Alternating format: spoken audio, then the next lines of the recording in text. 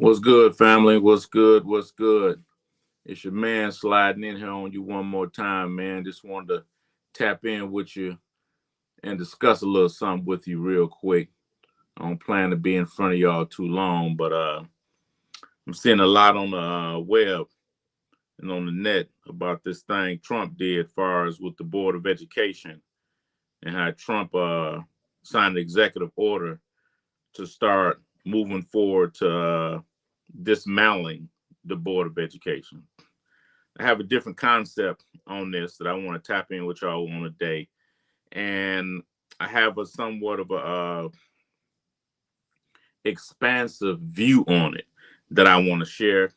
But I also want to cover three dynamics of the subject. I want to cover it from the current view of how I think the majority of the people on the web of the community is looking at the subject and what Trump is doing by dismantling Department of Education. I want to also look at from the past of how individuals spoke on the Department of Education and how they seen it was starting to develop and cultivate the mind of our children, young people, and including ourselves at the time because we were extremely young. And I also want to do a forward-leaning view on a particular subject and give my conclusion.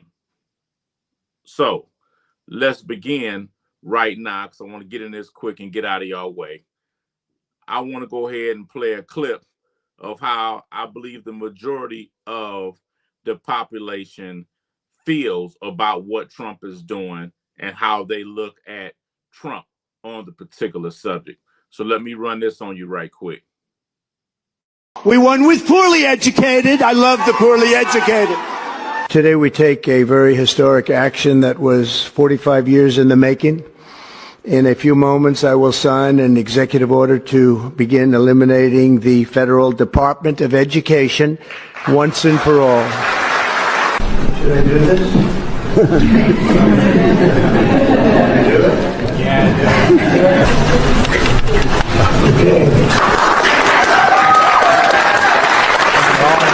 We won with poorly educated. There's a number of people that don't appreciate this. And trying to be fair, looking at the subject, I can understand why they wouldn't appreciate it. But I think we're getting caught into a position to where we're looking at life currently, but from what these programs meant in the past. And to me, it's somewhat of an antiquated view. But that's the way Trump is looked at. Now, let me play this next video that I believe that's going to give you, and I'm going to move through this kind of fast, that's going to give you the perspective of how I feel people feel what Trump is doing overall, which I do agree to, in the initial part of what this next professor is going to say. But it's going to give you a historic perspective on the Board of Education as far as states are concerned, considering what the federal government did when it moved in and forced the whole process of segregation in that whole separate but equal type of theory with education and start forcing the integration of the process. So let me run this video on you. Trump's main concern is destroying America. That's his main focus, is destroying America and subjugating Europe. This is his main focus. No, it's just something that the conservatives have always wanted. Yeah, it's not over critical race theory or any of the other complaints. All of those complaints were for the purpose of pushing the agenda that we don't want a federal Department of Education. We want, and they've wanted this ever since. This is really the origin of it. In my opinion, this is the origin of it. They have wanted to get rid of the Federal Department of Education ever since the federal government mandated desegregation in the public schools. So we're talking about... Because their argument back in those days was always, this goes against states' rights. The state has a right to decide how they do their schools. I see. If we wanted to have black schools and white schools, then that's our business and you can't force us. Right. But then the federal government said, except that we can though. We can force you. So then they did force them. And they've been against the Federal Department of Education ever since. Getting rid of the Department of Education at the federal level now puts education and the way you run that, the way you manage that, completely in the hands of the state. Individual states. Yeah, including, Alabama, Mississippi, Louisiana, all of these states. And of course, none of them are better than each other.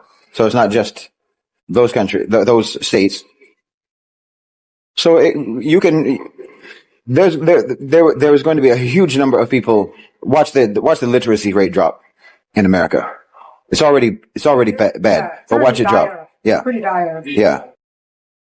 I mean, he's telling you what your future looks like. Trump is telling you what your future is, and it's definitely not to become part of the 1%. You're going to be like part of the. What's up to my brother Supreme, man? I'm happy you was able to slide through in this thing with us again, man. Don't you be jumping out there telling people what I'm about to talk about. You got a damn crystal ball over you. Be looking in that shit. But glad to see you could jump in here with us again, brother. Appreciate and always happy to have you in here, family. For sure, for sure. Yeah, he be dropping some truth, man. A lot of people not up on him, but I'm glad I already know you on it. For sure, for sure. Yeah. But if you're looking at the brother right here and what he just stated, he's stating to you the historical perspective of what I'm based on, reiterating, overstating the point that the states never appreciated the federal government coming in, enforcing the end of segregation and killing off that separate but equal theory that the state tried to put forth. But he's also stated in the beginning that and I know a lot of people feel that Trump is destroying America. And to a degree, I can agree that he is destroying America as we understood it. But I think at the end of the day, there's a purpose that's going on that we may not be fully aware of. And I always refer to the point I always tell people that slavery ended not because they felt bad about it or it was a wrong. They ended slavery because they found a cheaper way to do it. Keep that in mind as we move through this particular subject, okay? So now let's go ahead and let's go to the perspective of what this professor stated, Thomas Sowell, approximately 40-something years ago. Pay close attention to this. In 1966, there were about twice as many C's as A's given out in the public schools in the United States. By the late 70s, there were twice as many A's as C's. So you have this long period during which all sorts of test scores are going down. At this very same time, grades are going up. Is that going on at both the elementary, secondary level, and college level? At the college level. Mm-hmm. During the entire decade of the 1980s, the percentage of A's at Yale University never fell below 40%. So you're saying there's a great inflation going on, and there are declining test scores. Yes. And this is part of the deception, because if people knew exactly what was happening, I don't think the test scores could have kept going down as long as they did. But everyone was told, as they saw the wonderful grades that kids were bringing home, they were told glowing things. When I was teaching back in the 1960s, I kept hearing that this was the brightest and best generation that we'd had, and I kept saying, they don't seem to be enrolling in my courses. And it was only into the 70s before the word came out that the data showed just the opposite of what the educators were saying. Now look at that. This is over, he said, 66? This is over, 45, 50 years ago? This man is speaking on the shift within education, that the standards are not the same and that you're starting to get inflated grades based on a production of students. And then they're stating that, oh, this is the smartest group of students that we didn't have in a very long time, but it wasn't nothing but dopamine. It was not the truth. The inflation of the grades is similar to the inflation that we got now on food. And they're making us believe as parents that our kids are excelling and they're doing so wonderful, which to me did nothing but propagate what I believe that Trump is speaking to. Now, the initial video of Trump that I showed you was the video that's flowing around the most. I'm going to show you another video of Trump in a minute he's going to speak to about the amount of money being spent per student, but the production that we are getting. We all know right now a number of kids that's in college or got their degrees, but they can't find jobs. What's really going on?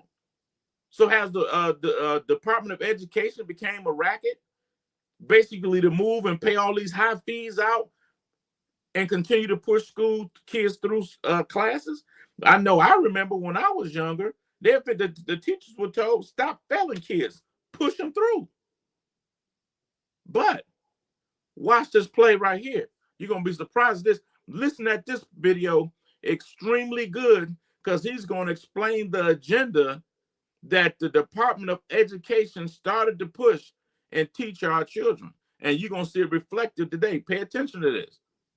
Talk about the social phenomenon you call affective education and how it plays into this whole question of just how good schools are. A great deal of time and energy are spent on things which are non-academic subjects, which are essentially psychological kinds of subjects, exercises.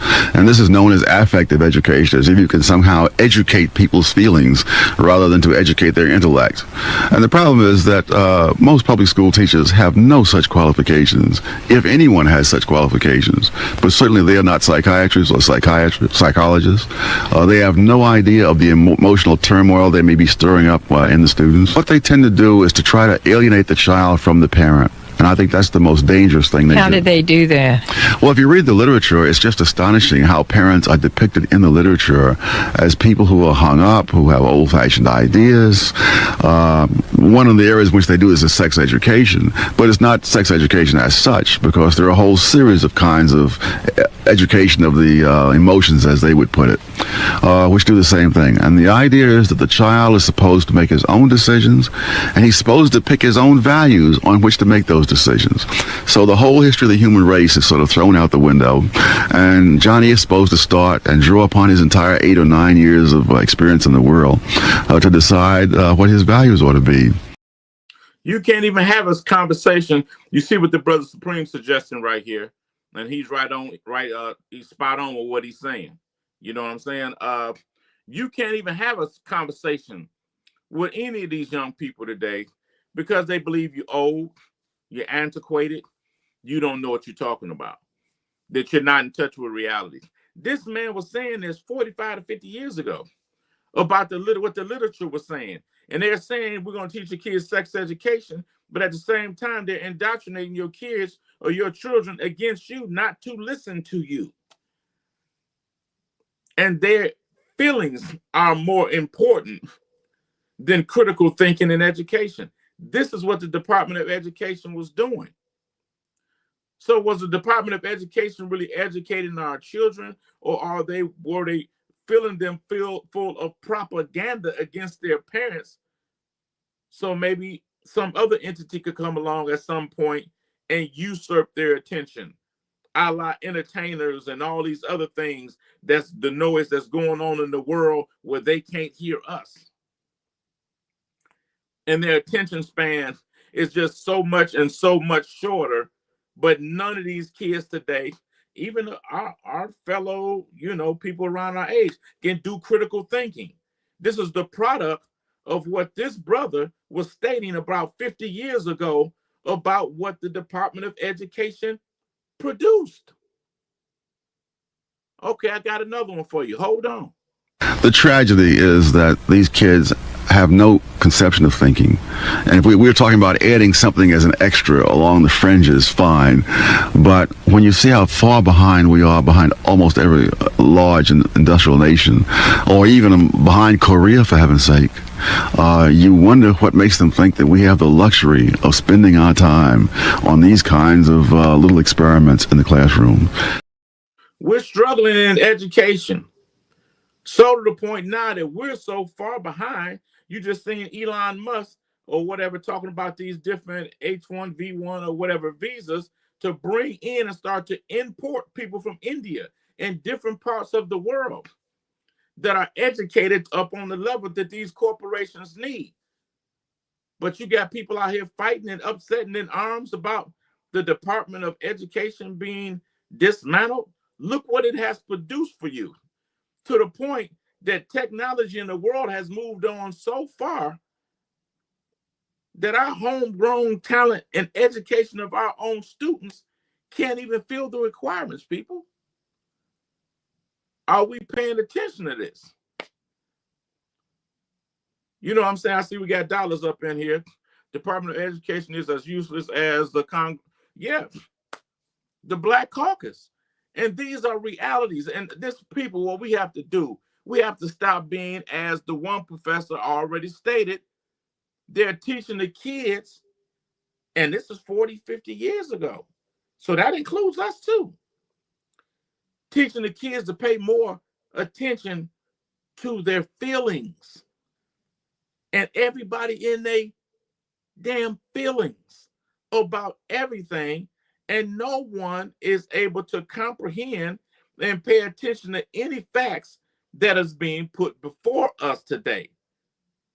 But let me show you something else, because there's another country that's involved within this whole process. Because what we're speaking about right now, dollars and my man Supreme, we're speaking on facts. But we see right now that we've been demoralized so bad that facts don't even make sense to us. We can't even recognize facts. Just as the professor said, we don't even know how to process and think. Check this out. Most of it is done by Americans to Americans, thanks to lack of moral standards. As I mentioned before, exposure to true information does not matter anymore. A person who was demoralized is unable to assess true information. The facts tell nothing to him. Even if I shower him with information, with authentic proof, with documents, with pictures. The facts means nothing to him. The facts means nothing to him. The facts means nothing to us. Because we don't have the ability to critical think or process. Because we're all in our feelings. This was taught and put forth by the Department of Education. I'm going to run it back so you can hear it one more time. Talk about the social phenomenon you call affective education and how it plays into this whole question of just how good schools are. A great deal of time and energy are spent on things which are non-academic subjects, which are essentially psychological kinds of subjects, exercises. And this is known as affective education, as if you can somehow educate people's feelings rather than to educate their intellect. And the problem is that most public school teachers have no such qualifications, if anyone has such qualifications. But certainly they are not psychiatrists or psychologists. They have no idea of the emotional turmoil they may be stirring up in the students. What they tend to do is to try to alienate the child from the parent. And I think that's the most dangerous thing they do. How do they do that? Well, if you read the literature, it's just astonishing how parents are depicted in the literature as people who are hung up, who have old-fashioned ideas. One of the areas in which they do is sex education, but it's not sex education as such, because there are a whole series of kinds of education of the emotions, as they would put it, which do the same thing. And the idea is that the child is supposed to make his own decisions, and he's supposed to pick his own values on which to make those decisions. So the whole history of the human race is sort of thrown out the window, and Johnny is supposed to start and draw upon his entire 8 or 9 years of experience in the world to decide what his values ought to be. Now I'm going to play for you, and I got 2 more videos, and then I'm going to get out your way. I'm going to play for you the video of Trump and what he actually said, other than the propagandized version of what I showed you earlier, as he explained his reasoning behind what he has decided. We got a comment here. What's up, Preem? So is on point, but I'm always baffled as to why he never discusses his main thing. He's an economist. He is an economist, but I've actually read some of his books. I did not like him initially, to be honest with you. I didn't care for him. I thought he was an apologist and things of that sort. But when I started to read his books, some of his books, he gave a lot of truth, man, and helped me understand and actually put me on course to arrive at some of the principles that I have in this actual in this new book that I have now. You know, not to talk y'all to death about it. It was some of the theories that I had that I followed through on and started to track them all the way back. And I was shocked in what I found. So at the end of the day, he's an economist. Hold on. Hold on, Supreme. Y'all be patient with me for a minute. Look at this book right here that I wrote. The Spiritual Currency. Deep book. What is my area of occupation? Or was?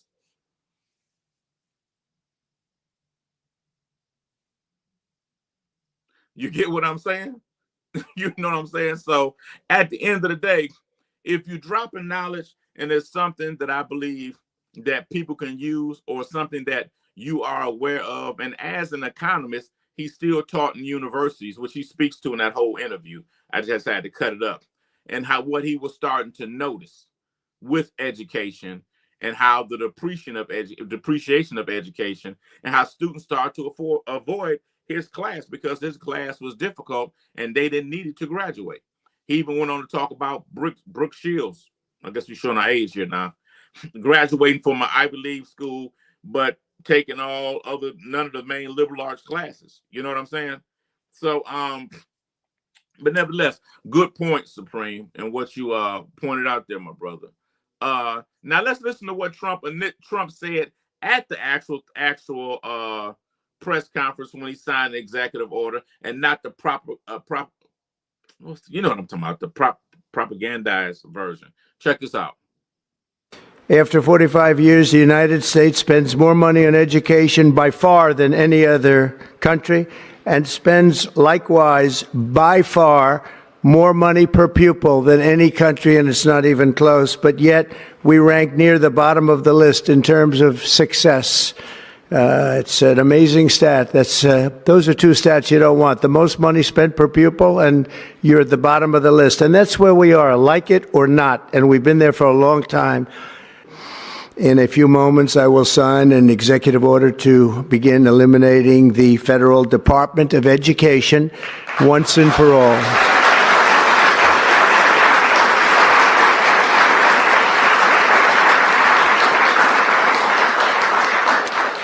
And it sounds strange, doesn't it? Department of Education, we're going to eliminate it. And everybody knows it's right. And the Democrats know it's right, and I hope they're going to be voting for it because ultimately it may come before them. But everybody knows it's right, and we have to get our children educated. Now, I'm going to ask you to be patient with me for another 5 to 10 minutes because I'm going to drop something in your lap, and it's going to take a hell of a twist that I don't think you're going to be prepared for. And if you are prepared for and aware of what I'm going to drop on you, I don't think you were thinking about it in this context. Okay? So, what he stated is basically what we've shown throughout the whole video. And he spoke 40 or 50 years. Dr. Soul was speaking of the 40 or 50 years and what has been done by Teachers Board of Education, so on and so forth. Okay? Now, I'm going to show you a video of Obama in a debate with Romney when they were running for president. I think this was the initial time Obama was running, if I'm not mistaken. And Romney starts to speak about how Obama is planning to cut the military budget down, how our ships were down, way down from what they were in World War II, so on and so forth. Let me play this. Please pay attention to it. I'm going to hit you with something. Pay attention to this, please. I think Governor Romney maybe hasn't spent enough time looking at how our military works. You mentioned the Navy, for example, and that we have fewer ships than we did in 1916. Well, Governor, we also have fewer horses and bayonets because the nature of our military has changed. We have these things called aircraft carriers where planes land on them. We have these ships that go underwater, nuclear submarines. And so the question is not a game of battleship where we're counting ships. It's what are our capabilities? And so when I sit down with the Secretary of the Navy and the Joint Chiefs of Staff, we determine how are we going to be best able to meet all of our defense needs. It's important. What is he doing? Romney, you counting the amount of ships, but the kind of warfare we're fighting now is different. So that money has to be cut from here and put over here to keep up with how the world is changing. The way we educate is antiquated. It no longer exists in that form anymore. When we went through the pandemic, we went through, all these kids were being taught virtually. Your normal class size of classes is what, 30, 35 or whatever? But if you get a phenomenal teacher and you teaching now virtually, you can have hundreds or not thousands of students in front of phenomenal teachers. And you'll have the algorithm, which we always hear about with social media, that's identifying what kid is where, so on and so forth. We've been in classrooms where teachers had to review for 2 or 3 kids that didn't get something and the rest of the class had to sit through it. Those are the days of the past. Now, this is what I want to hit you with. So as Trump is dismantling all this, I'm going to hit you with this, but I'm going to continue to talk to you. As Trump is dismantling this, nobody's trying to say Trump is the savior. Nobody's trying to say that Trump is super right in what he's doing. As I said, I believe Trump is playing the part of a Neo in the end of the Matrix, when Neo recognized that the Matrix had created him as a virus to destroy the system, to restart it. Look at this, people. Over the next 10 years, AI will replace doctors, teachers, and humans will no longer be needed for most things. Now, this is stuff we've been knowing.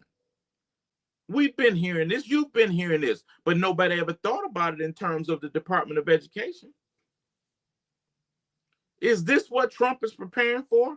Is this what Trump is gutting the Board of Education for? To get ready to start to move that money toward the alternative means of teaching now? Is this what's happening? So at the end of the day, as I close, let's stop being in our feelings, as the one professor said, Dr. Soul. Get out your feelings, man. Let's be able to think critically. Let's be able to analyze the future that we are entering. As I stated before, and I'll state again, slavery ended not because they felt bad about it, not because it was a moral or humane wrong. Slavery ended because they found a cheaper way to do it. The Department of Education is ending because they found a cheaper way to do it. Warfare with bayonets and horses, as Obama alluded to with Romney, and those antiquated ships, ended because they found a more effective and cheaper way to do it. The future is a future that's promising, but the future don't include me and you in our traditional ideal of how we viewed ourselves at one point. What you got here, Supreme? Transhumanism is going to surely backfire on them like the internet and camera phones. I would like to hear more on that theory of how could it backfire.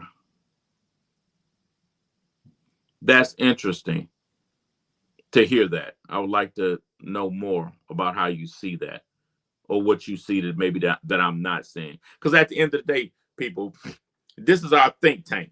This is our area where we get together and we talk and we build. But we trying to entertain all thoughts, because at the end of the day, the thought may be something that you didn't see, or that you were not able to, you know what I'm saying, anticipate at the end of the day. We got some right here from Will. So where's the money going to be made by us and out? Let me see if it messes up. So where's the money going to be made by us? I think, we're going to universal income. I think that's exactly where it's going. I mean, I don't know how old you are, Will, but if you think back to the 60s and 70s, there was no money around. There was no money around, and that's when I think the streets really became prevalent in a way for us. I know here in Detroit, the only way that you could survive, you either had to go, when you got out of high school, you had to have a family member get you into the plant, one of the big three, or you had to go to the military. There was no other way to make money. And then you got the drug epidemic that came along. Then you got pimping and you got this and that, where people could hustle on the side and try to create something, but nothing ever came into our communities. And if you remember, we didn't have no cars. You had to get with your mama and walk up to the grocery store. She'd go grocery store and she would catch a jitney back. At least that's what we called them here in Michigan. There's a guy up there with a raggedy car. You give him a couple dollars. He'll drop you off the house with your kids with your groceries. The man at the corner store or the store will run tabs for people in the neighborhood that didn't have money, that was waiting for their first of the month check. And so they're speaking of segregation a lot too, not to move off the subject, because I want to do something on this too at some point. They're speaking of segregation, but if you remember back in the day, our communities, we were all together. You didn't have Arabs, and not speaking about nobody else, Arabs and all these other people in our neighborhoods. Your stores were black, your everything was, because now the United States can't afford all this shit no more, man. I always say to y'all, look at the BRICS countries, BRICKS, Brazil, India, Russia, China, and South Africa. Now it's BRICS plus 6. They've created their own economic system to transfer money so they don't have to use a SWIFT no more. That's Western. So let's pay attention to what's going on. You know what I'm saying? So to speak to the brother, your point again, also, if you remember back then, that didn't nobody own no house. If you owned the house, that was big shit. We were a renter society. Everybody rented. That's why you have Blackstone, Vanguard, and all these huge mega best buying up all this real estate now, because that's going to have to be subsidized again. America is getting ready to rebrand, within my humble opinion. What you got here, Supreme? With artificial intelligence, soon it will understand all the rights and the wrongs done and establish a pattern. True. Next, it will possibly begin or possibly begin to act on it. Oh, it's going to act on it. It's going to act on it. But Supreme, I see something in this. I see something in this, and I'm kind of holding it back until, because my book, the other book I told y'all about, it's right now it's on Kindle, and I want some of y'all to read it, man, so y'all can kind of follow where I'm gonna be going with this, because it's gonna be deep. You know what I'm saying? Because through spirituality, a whole economic system was created out of that, going back with the Vatican and prior to. And I'm gonna bring it up to modern day, which I do that in that book. You know what I'm saying? But I kind of want y'all to become familiar with it. But back to what you were saying, Supreme. I see something, and I see a pattern that's in place, and I see something that's coming forward from it that may not be bad for us, but it may not be as good for some, if you following what I'm saying. Or as I said, if you're picking up what I'm putting down, you're starting to make me cook now, baby. Yeah. What you got, Dollars?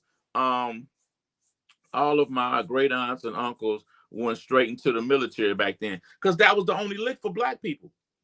Up here, because I don't know where you at, Dollars. I think you're from Detroit, Dollars. Up here, you had to go to the big three or military. That's what the older people told you. Big three of military, or you ain't got nothing. Nothing. But it changed. It changed. You know what I'm saying? What you got, Supreme? Maybe as a, oh no, listen. Just to entertain us a little bit, Supreme, because you starting shit here. No, I know what you're doing. You starting shit. We always say that the system is against certain ethnic groups. And you have more certain ethnic groups that are overrepresented, especially in certain positions having to do with law. So for the elites or the 1%, they need to have these people in place for protection. So how do you get rid of the human element out of an establishment of law and that allegedly doesn't discriminate? You bring in artificial intelligence. It's coming now. You got Eric, y'all done heard about the people that didn't moving violations, speeding or whatever. They ain't got pulled over. You get a damn you get a ticket in the mail with a picture of AI is already here. It's already here. They've already tested it in courtrooms, and you actually have some judges before they made their ruling, they go back in the back and check AI to see if AI come with the same ruling that they were going to make. It's coming. It's already in full-fledged motion. Like what do you say right here? Bill Gates. Doctors, teachers, your judges too. They're going to take the human element out of all of that. And that's going to be a so-called form of correcting the disparities that has been going on. Okay, you're in Virginia, Donald. So yeah, so you experience the same thing. Virginia is heavy with military all around there. So yeah, so you know exactly what I'm saying. It was either military or a job at General Electric. Up here in the Midwest, it's the big three. So it was the military of the big three. Down over in your region in Virginia, it was the military or General Electric. For us anyway. You see what I'm saying? Supreme. That's the same Pyrex.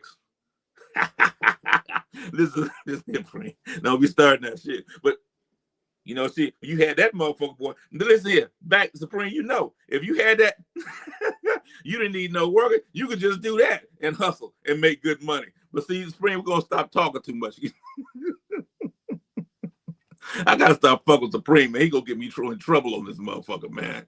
But yeah, man, I just want to come before y'all, man, and just share that with y'all. That was something on my mind. I mean, hopefully y'all peep it out. Hopefully you got something from it. There's a lot of good perspectives that came from this that I'm really fucking with. And I see that y'all right there and y'all kind of peeping how this thing about to turn, man. That's what I'm saying. I'm hoping we can build some more people. So share this, man. Share this with some people that's kind of like-minded, man. Give me some thumbs up because I really want to get together around that book that I've just released, the Kindle. I'm going to get the physical copy out now. I had the measurements on the cover wasn't right. So I got to straighten that out because there's a philosophy in that and it's forward leaning, man. And I think it's going to really, it's going to really help the thinking because we're going to get a chance to see the structure because the structure going from BC all the way to current is pretty much the same. It's just we get lost in the sauce on it and not able to call it the way we need to. But at the end of the day, as always, man, I'm fucking with you. And I'm hoping one day that y'all fuck with me just as hard. Deuces, man. Oh, I got one more comment. Who we got here? Supreme say, and watch, I robot from one. Yeah. I mean, listen, Supreme, they've been telling us the whole time. They've been showing us the whole time. But at the end of the day, we conscious on this joint. So we can pick up what they putting down. And if all the time we can't pick up what they're putting down, we know it's something more to it. You know what I'm doing? You know what I'm saying, Preem? And salute to you, Dollars, man. I appreciate you being able to slide back through this thing again, man. Appreciate you, man, fucking with me in the whole nine. But like I say, man, share this thing, man. Let's see if we can get some more people in this so we can just start to really build, man, and really put something together. Because at the end of the day, this is our think tank. The way Dollars hit something, the way Preem hit something. You know what I'm saying? You even had Will drop something. You know, we entertaining all ideas and all concepts to see what we can come up with. Because at the end of the day, if we figure out the formula, we can create a sauce. Shit, nigga, that might be a come up. You hear what I'm saying? Facts. Big facts, baby.